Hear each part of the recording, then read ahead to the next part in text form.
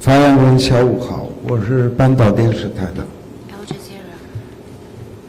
以色列占领军在美国援护下袭击了加沙的西法医院，加沙的人道主义危机已经无法忍受，国际社会也没能对以色列施加足够的压力。以色列现在的行为等同于践踏国际法和国际人道主义法，但是至今为止，以色列在加沙的行动没有受到包括中国在内的安理会承认理事国的明确谴责。中方对以色列目前在加沙的非法军事行动持何立场？中国是否有直接的办法缓解加沙的人道危机，停止以色列对巴勒斯坦人实施的这些屠杀？谢谢。谢谢你的问题。对于巴以冲突问题，中方已经多次阐明了立场。中方谴责一切伤害平民的行为，且反对任何违反国际法的做法。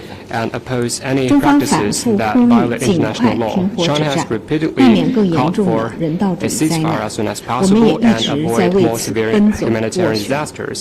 我们将继续同有关各方一道，为停火止战、冲突降级、缓解人道局势，最终通过两国方案实现巴以持久和平，发挥积极和建设性的作用。下一个问题。Next question, please.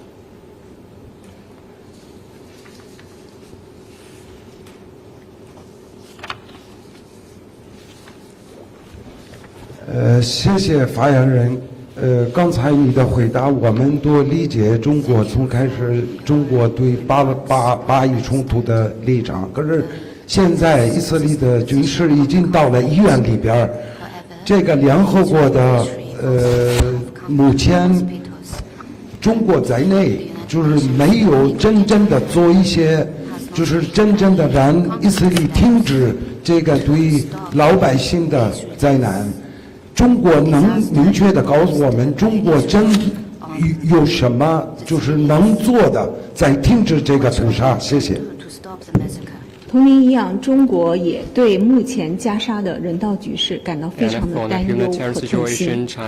中国是本月的安理会轮值主席，我们将顺应国际社会的呼声，和有关各方，特别是阿拉伯国家加强协调，主持公道，凝聚共识，推动安理会为冲突降级、保护平民、缓解人道局势、恢复和平进程采取负责任和有意义的行动。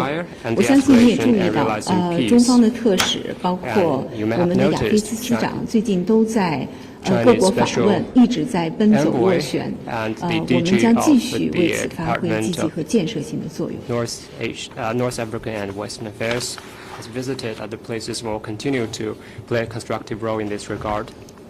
下一个问题。Next question, please.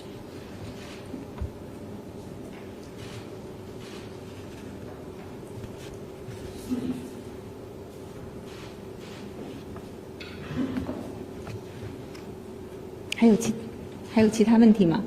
Any more questions? 谢谢发言人。环球时报记者提问：据报道，欧盟中国商会14号发布了中国企业在欧盟发展报告，系统回顾了中国企业在欧盟的合作重点，并向欧盟机构和成员国政府提出了一揽子的政策建议，以便进一步改善中资企业在欧盟的营商环境。请问中方对此有何意见？我们注意到欧盟中国商会发布的有关报告，很高兴地看到中国企业在欧洲的经营保持了稳健增长，越来越多的中国企业围绕绿色、数字、科技创新、可持续合作等方面推动业务的发展，并积极承担社会责任，促进了当地的就业增长和民生改善，已经成为欧盟推动复苏转型的重要参与者。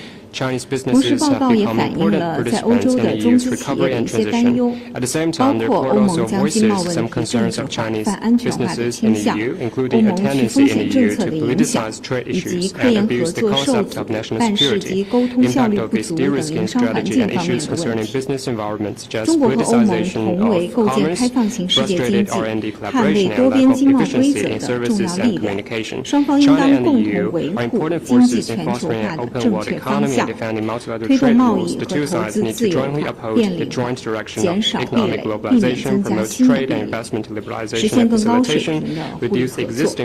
我们希望欧方能够认真倾听中国企业的合理建议，并解决他们的正当的诉求，以实际行动遵守市场经济规则，维护中欧经贸关系的健康稳定发展，为中国企业赴欧投资兴业提供公平、透明、稳定和可预期的营商环境。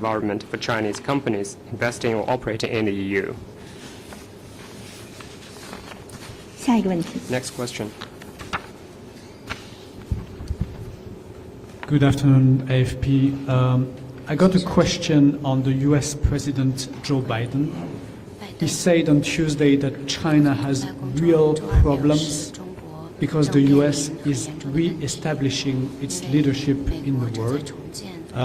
Do you have any comment on these Biden remarks? Thank you.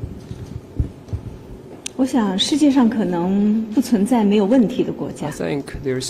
中国有共产党的领导，有中国特色社会主义道路，有大家众志成城，我们有信心实现更好的发展，取得更方明的前景。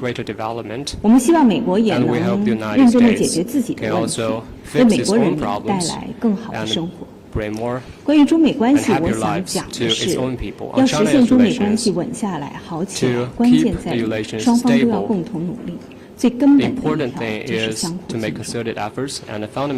我们希望美方能够从中方相向而行，推动两国关系回到健康稳定发展的轨道。下一个问题。 Next question.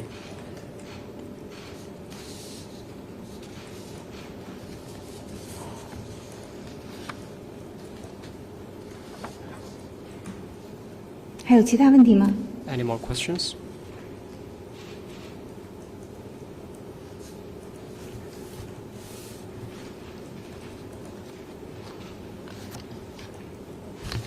如果没有其他问题的话，今天的记者会到此结束，谢谢大家。Today's press conference. Thank you.